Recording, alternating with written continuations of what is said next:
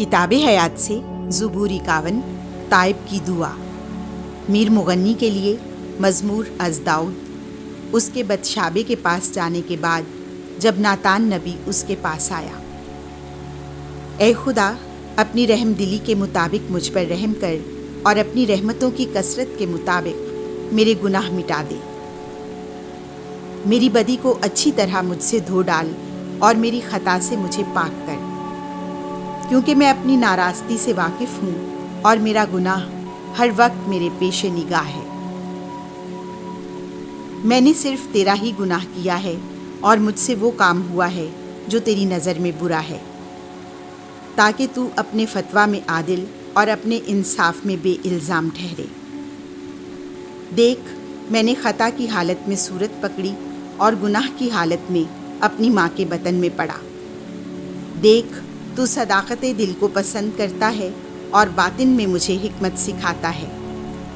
زوفا سے مجھے پاک کر تو میں صاف ہو جاؤں گا، مجھے دھو ڈال تو میں برف سے زیادہ سفید ہو جاؤں گا۔ مجھے خوشی اور خرمی کی باتیں سنا۔ جو ہڈیاں تو نے توڑ ڈالیں وہ شادمانی کریں۔ میرے گناہوں سے چشم پوشی کر اور میری سب خطاؤں کو مٹا دے۔ اے خدا، مجھ میں ایک پاک دل پیدا کر اور نئے سرے سے ایک مستقیم روح میرے باطن میں ڈال۔ اپنے چہرے کے سامنے سے مجھے خارج نہ کر اور اپنی پاک روح مجھ سے الگ نہ کر۔ اپنی نجات کی شادمانی مجھے پھر عنایت کر اور استعداد روح سے مجھے مضبوط کر۔ میں خطا کاروں کو تیری راہیں سکھاؤں گا اور گنہگار تیری طرف رجوع لائیں گے۔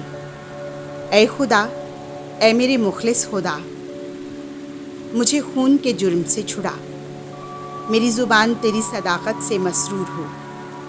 اے خداوند، میرے ہونٹوں کو کھول دے تو میرا منہ تیری تعریف بیان کرے گا۔ تو ذبیحہ پسند نہیں کرتا، اور اگر میں سوختنی قربانی بھی دوں تو خوش نہیں ہوتا۔